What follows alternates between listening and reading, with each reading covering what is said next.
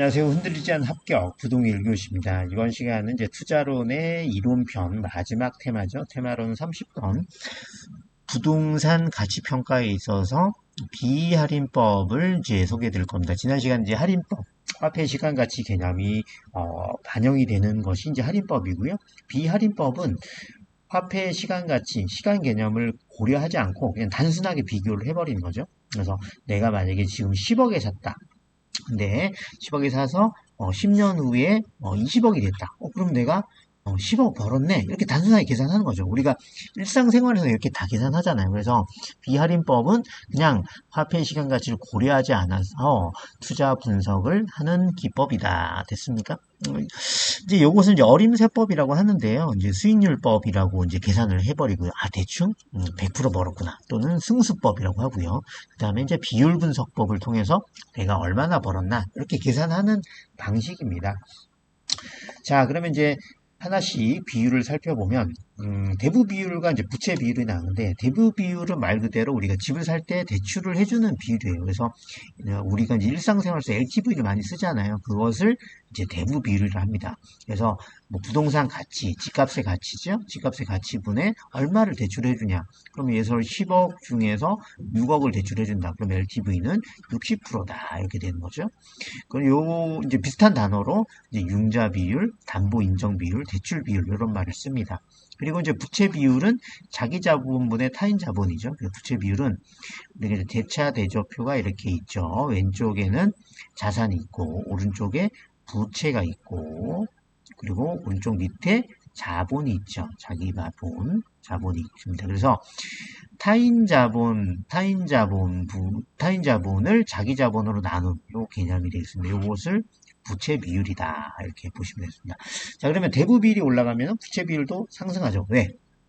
대부 비율을 많이 받아오면 부채가 올라가는 거잖아요. 그러면 부채 비율이 당연히 올라가는 거죠. 그리고 대부 비율과 부채 비율이 상승하면 레버리지 효과가 커지게 됩니다. 왜냐하면 당연히 대출을 많이 끌어오니까 레버리지가 커지게 되는 거죠.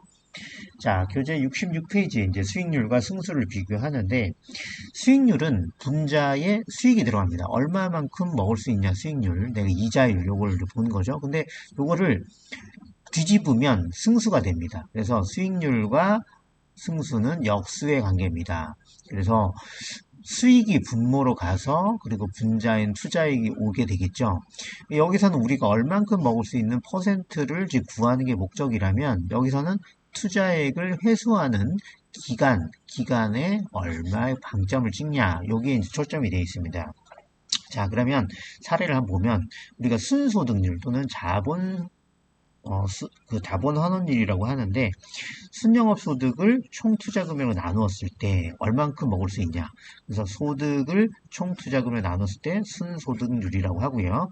그리고 분자에 세전현금 수지가 들어가면 세전현금 수지율, 그리고 세후가 들어가면 세후 현금 수지율이 되는데 이걸 이제 뒤집으면 순소득률은 순소득 승수가 됩니다. 그래서 분모가 분자로 가면 총 투자 금액을 몇 년 안에 회수할 수 있냐. 순영업 소득을 나누면 기간이 나오겠죠. 그래서 뭐 몇 년 안에 회수한다. 이것이 순소득 승수가 되고요.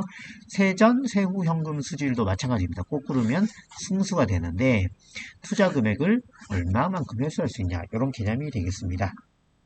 그 다음에 67페이지에 비율 분석법이 나오는데 요거는 이제 기업이라든지 뭐 부동산 투자 안에 어떤 그 이제 체격, 이제 비율, 뭐 비율이 맞느냐, 사람으로 치면 비율이 적당하냐, 팔 길이 대 머리 크기 이런 걸 비교하는 거예요. 그래서 기업의 재무 성과를 비교할 때는 먼저 영업 경비 비율을 봅니다. 그래서 소득 중에서 경비가 얼만큼 차지하냐, 이거 뭐 크게 뭐 중요한 개념은 아닙니다만 어쨌든 경비 비율을 볼 수가 있고요. 그리고 채무 불이행률, 그리고 부채 감당률은 중요합니다. 채무 불이행률은 경비와 부채 서비스액을 총소득으로 나눠주는 개념입니다. 그래서 요것을 감당할 수 있느냐, 그리고 부채 감당률, 요건 이제 기업 분석에서 아주 많이 쓰는 겁니다.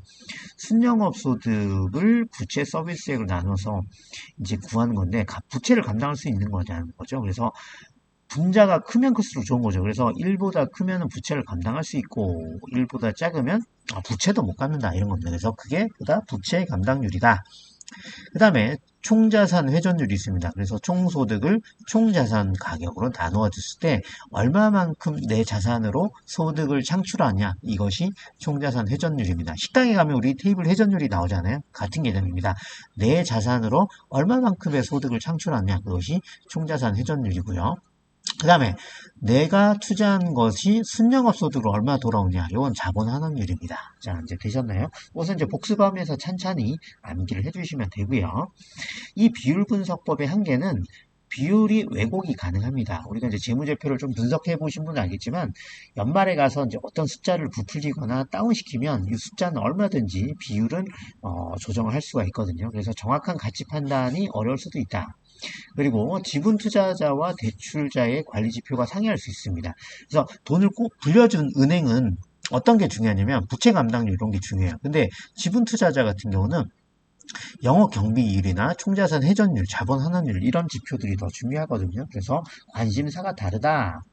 그래서 마지막으로 회계적 분석법으로 보면 평균 이익률법이 나옵니다.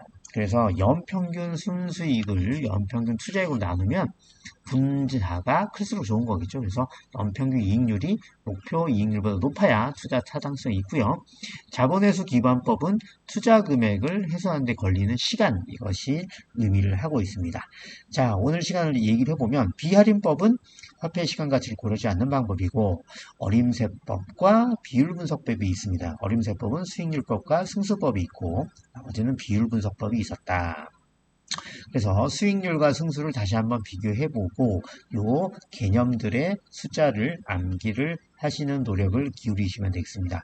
자, 이번 시간 여기까지 하고요. 채널에 대한 구독과 좋아요 부탁드리겠습니다.